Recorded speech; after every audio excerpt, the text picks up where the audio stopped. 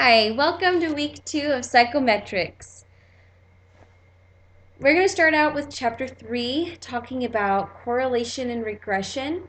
Uh, Essentially, these two concepts look at the relationship between two different things. So, am I going to find that there is a positive relationship? Say we're looking at um, rates of obesity and the amount of time watching television. So we can look at these two different measures. We can engage in some statistical testing in order to determine if there is a functional relationship between the two, meaning that they have an effect on one another. Well, you can find there are three different types of relationships.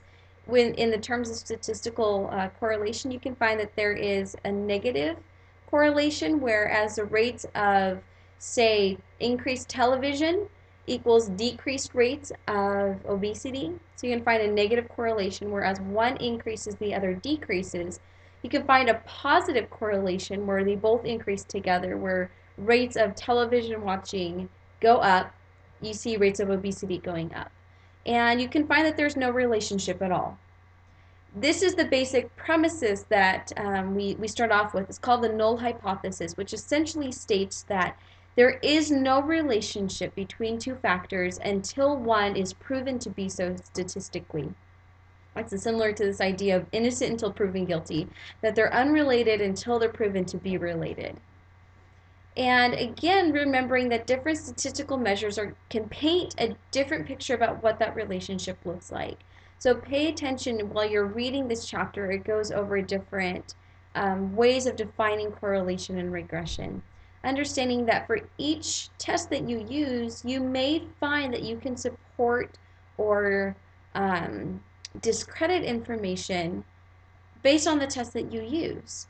And now, good statistics are going to use measures that lead to accurate data. Bad statistics are going to be statistical measures that lead to inaccurate data and may actually paint a misleading picture about a relationship between two factors.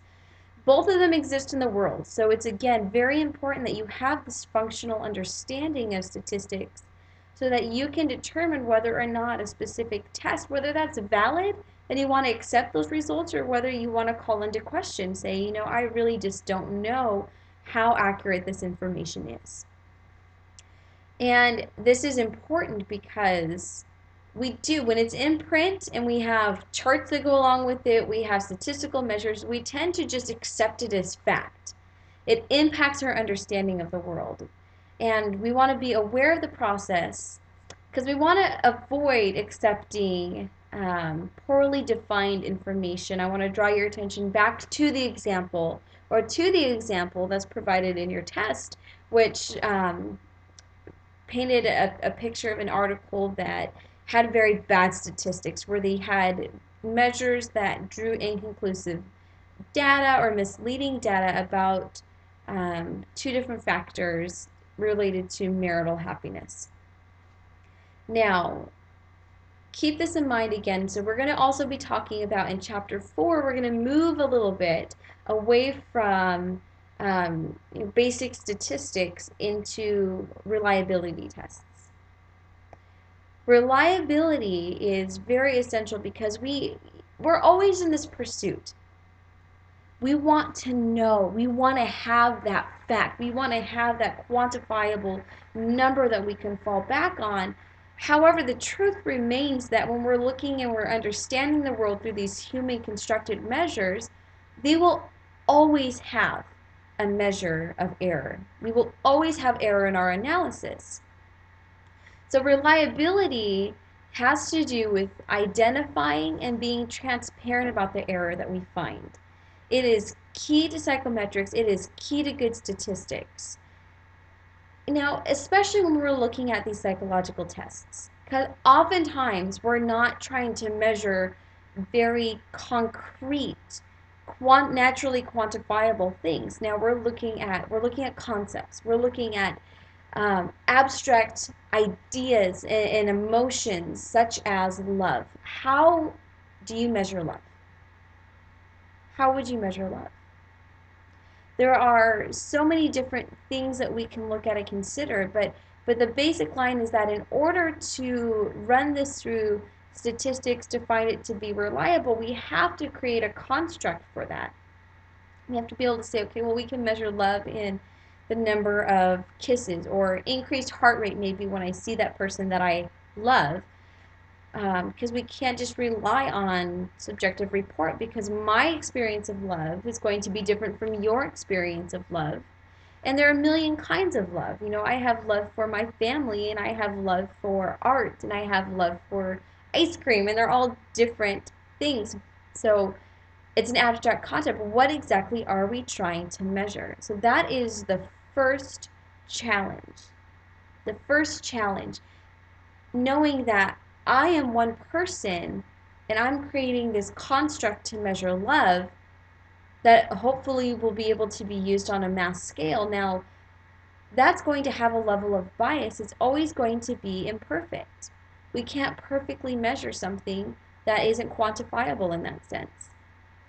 So, good statistics, good reliability is based then on an accurate understanding of the error that's present in these measures, an honest and transparent report of the limitations, and making all good faith efforts in order to minimize that level of error that's present. This level of error is measured in standard deviations. You will work a lot with standard deviations if you're working with psychological testing, so please really pay attention to how standard deviation is measured, how it works, and why it's important when we're measuring reliability. It's very significant. Very significant when we're looking at whether or not to determine if a test is reliable. Half of that's going to be based off of these reliability, or rather these standard deviations, and the second is going to be done off of these reliability tests. Now, together, that creates a picture of a standard error. The larger the measure of standard error, the less reliable a test will be. The lower that standard of error, the more reliable a test will be. So again, important to understand and be able to look at these different concepts so that you can determine whether or not a large-scale error is present. Because if that's the case and you know that this test is going to have a large-scale error, you may not want to use that, and you may want to rather use a test that you have full confidence has a smaller measure of error. But the way that you will have that information is for you to dig in and to discover that for yourself, because I can promise you that some company that's promoting their test may, of course, want to paint their test in the best light possible. And if it has a large standard of error, they may cover that up to some degree. So it's up to you to be that detective and investigate that test to see if it's really something you want to buy into. So best of luck with the course materials this week. I'm available. You can email me if you have any concerns. Happy reading, and I will see you next week.